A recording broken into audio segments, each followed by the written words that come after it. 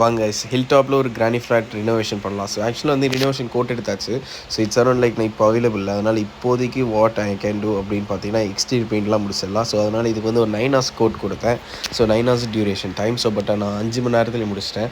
So இதுக்கு எல்லாமே spray paint use பண்ணுறது தான். ஸோ எக்ஸ்டீரியருக்கு நான் ஹெவி கிளாஸ் கொடுத்து நான் வந்து ஸ்ப்ரே பெயிண்ட் பண்ணி முடிச்சாச்சு. பெயிண்ட்ஸ் எல்லாமே வந்து வாங்கி ஸோ டப்மேனோட பெயிண்ட் யூஸ் பண்ணியிருக்கேன் டாப்புக்கு. ஸோ அந்த டவுனுக்கு வந்து நான் வந்து பிரிட்டிஷ் பெயிண்ட் யூஸ் பண்ணியிருக்கேன். ஸோ ஹெவி நல்லா சாலிடாக 2-3 கோட் போயிருக்கு டாப்பில். அதுக்கப்புறம் வந்து கீழே வந்து பார்த்தீங்கன்னா மொத்தம் 2 கோட் மட்டும் தான் அடித்தேன். ஸோ இதுதான் ஒயிட்டு. ஸோ இது கரெக்டான ஆம்பியன்ஸ் மேட்ச் ஆகணும். ரொம்ப பழைய கிரானி ஃப்ளாட்டு, ஆல்மோஸ்ட் ரினோவேஷனுக்கு வந்திருக்கு. ஸோ அதனால் வந்து எக்ஸ்டீரியரு ஃபுல்லாக வாஷ் பண்ணிவிட்டு ஃபுல் பெயிண்ட் அடிச்சாச்சு. ஸோ அடித்து ட்ரை அவுட் பண்ணியாச்சு. ஸோ இதுதான் டோட்டல் ஒர்க். இன்னியோட இது ஒர்க் இது முடிச்சாச்சு ஆஃப்டர் திஸ் பெயிண்டிங். ஸோ அதனால் ஏஜிங் இதெல்லாமே க்ளீன் பண்ணி கொடுத்துட்டு ஸோ பர்ஃபெக்டாக முடித்தோடனே நம்ம க்ளீன் ஆக்கிட்டு ஒரு அரௌண்ட் லைக் ஒரு 2 o'clock போல் கிளம்பியாச்சு. ஸோ நெக்ஸ்ட் வீடியோவில் பார்க்கலாம் இன்டீரியர் அண்ட் எக்ஸ்டீரியர் இல்லாத இன்டீரியரில் என்னென்ன ஒர்க்லாம் இருக்குன்னு. கிளாடிங் அது போல் இன்னும் நிறைய ஒர்க் இருக்குது.